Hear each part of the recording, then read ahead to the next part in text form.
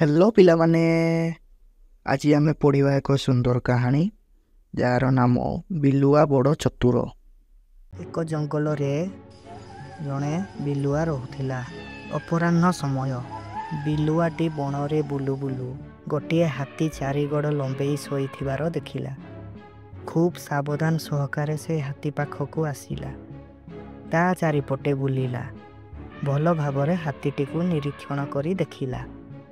से जानी पारिला जे हाथीटी किछि क्षण पूर्वरु मरि जाइछि।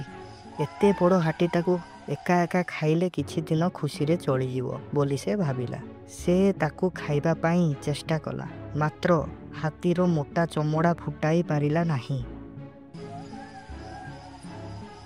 एतिकी बेले सिंहटी सेई बाट देई आसिला। बिलुआटी बुद्धि खटेई आग दौड़ी जाई सिंह को मुंडिया मारी कहिला, मुनिमा मु आज आपणक पाई एक भल शिकार खोजी रखिछि। आपण आसी आग भोजन कले मो श्रम सार्थक होई जीवो। सिंह बड़ आत्मगर्वी। से कहिला, मोला जीव मु भोजन करे नाही। मु निजे शिकार करी खाए। मोला जीव मु खाइले मोर समान हानि होई जीवो। मु राजा होई एभଳି छोट कार्य करी पारिबि नाही। एहा कही से ता बाटरे चलीगला। सिंह चलीगला परे बाघटीए आसी सेई जगारे पहुँचिला।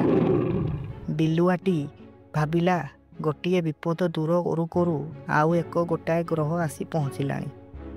एईटाकू किपरि हटाइबी एहा भाबी से बाघ पाखकू टिकिए डरी डरी जाई कहिला, बाघ मामू भल शिकारटीए जुटिथिला, हेले कौन हबो? सिंह एई शिकारटी करी एठारे रखी मते जगाई देई जाइचंती। कौनसी बाघ आसिले तांको संगे संगे खबर जणाई देबाकू तागिद करी जाइचंती, नहले मो मुंड काट हबो। सिंह कथा सुनी बाघर पिढ़ई पानी होइगला। से कहिला, सिंह केउ दिगकू जाइची कह, मु ता विपरीत दिगकू पळाई जाई जीवन रक्षा करे। बिलुआ आग दुई गोड़ टेकी सिंह जीवा रास्ताटी देखाई देबारु बाघ ता विपरीत दिगकू दौड़ी पळाई गला। ठीक तापरे चिता बाघटीए आसी पहुँचिला। बिलुआ भाबिला चिता बाघर दांत बड़ तीक्ष्ण, ता द्वारा आगे हाथीर चमड़ा फुटाई सारे, तापरे देखा जीवो। से चिता बाघ को कहिला, बढ़िया शिकारटीए करी सिंह एठारे पकेई देई मते जगाई जाइछि। सी आसीबा पूर्वर तुमे मन भरी खाओ। सी आसीबार सुराग पाइबा क्षणी मु तुमको जणाई देबी, तमे संगे संगे पळाई जीवो।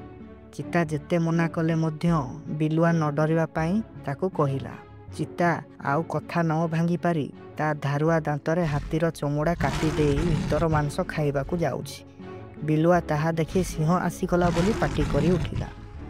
चिता की आउ पछकू बनाए से बण भितरकू दौड़ी करी पळाई गला। संज होई आसुथिबा देखि बिलुआ हाथीर मांस मन भरी खाइबा पाई बसी पड़िला और धीर स्थिर भावे भोजन करी घर को फेरिला। चतुर गुण सुफल मिलिबार सहायक होइथाए।